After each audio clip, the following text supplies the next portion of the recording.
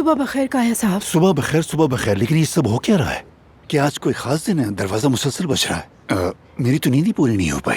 मुझे भी इस बारे में कुछ नहीं पता, लेकिन सबा मैडम कर कुछ जरूर रही हैं। सुबह से ही फोन पर लगी हुई हैं। जब मैं करीब जाती हूँ तो उस जगह से फौरन हट जाती हैं। कुछ गड़बड़ जरूर है।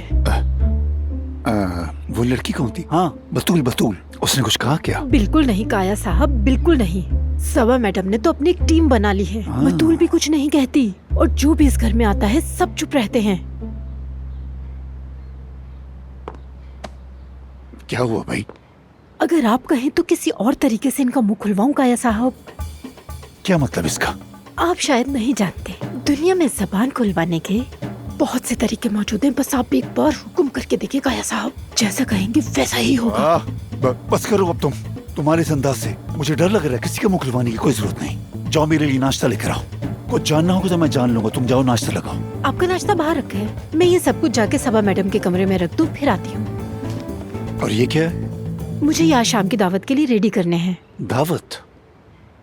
मुझसे पूछे बगैर दावत रख लिया? ये सब क्या है? असल में मुझे भी इस बारे में कुछ नहीं मालूम। अचानक सारे काम मेरे सर पर आ गए। तुमने खुद ही तो कहा कि दावत है, आप कह रही हो नहीं मालूम। कौन सी दावत है?